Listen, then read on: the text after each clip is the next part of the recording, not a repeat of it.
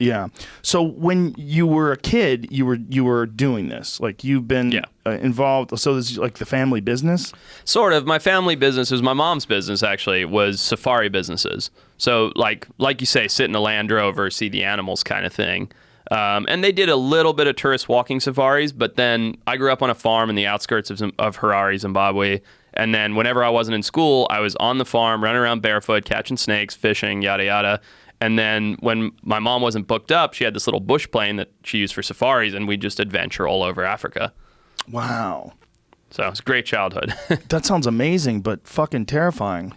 I mean, it's like one of those things where it's what you're used to, right? I found moving to the States at age 14 and like trying to find my like place in the world and being this weird little private school kid from Africa way more terrifying than going to meet a tribe in the middle of the bush. Really? For sure. Yeah. Why? Like, I'll give you examples. Like, I always carry a pocket knife on me, right? Mm-hmm. My first day here in the States, I go to school, pull my pocket. I'm sitting in my like uniform because I went to a very proper English boarding school. Pull out my pocket knife, start cutting my apple. 15 minutes later, I'm in handcuffs.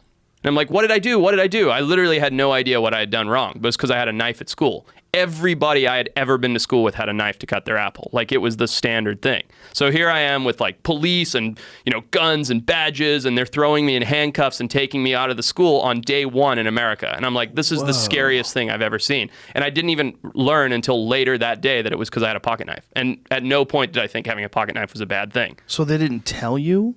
No, they just grabbed me. There was like this whole thing, like the knife went flying. I was chained up and I was like, what's going on? What's going on? And they're like, you're in big trouble. And I was like, why?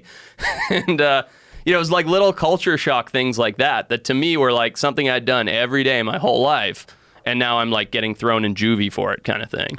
When you think back about that, do you think that's just the consequences of being in a large population? For sure. Yeah. Yeah. I mean, like I say, I went to school every day with a knife. There was no violence issues. There was nothing like that. But then you come here where, you know, there's stabbings and stuff like that. Yeah. And it's because, you know, I lived in a tiny country with a tiny population. Do you think that it's possible that, I mean, it's stupid, but there's no way you could live like that over here. I mean, there's no way you can have kids with a bunch of knives. No, I don't think so. Not with this culture. I don't think so at all. I think that would be terrible. And I get it now as an adult. Nobody talked to you about it before you left the house? No. My mom didn't know. She's from Africa.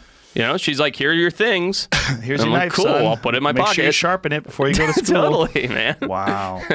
So you were always doing these walking safaris? You started out doing the driving ones, and then eventually you started doing the walking ones? My family business did walking safaris. They didn't do hunting. It was all photographic. And we were in the Zambezi Valley. So Zambezi River is one of the biggest rivers in the world. So we'd do these walking safaris, and then we did canoe safaris as well, which is why I have so many hippo and croc stories, because we'd be canoeing down the Zambezi River and then taking photographs and seeing wildlife that way. Wow. What a crazy way to grow up, man. It was awesome. Your relationship to wildlife is just so different than the average person in this country. For sure. It's very intimate. Like I feel like I have, like, regardless of being a scientist by trade, I feel like I have a very intimate understanding of animals because I grew up completely surrounded by them. Now, what other countries have you explored?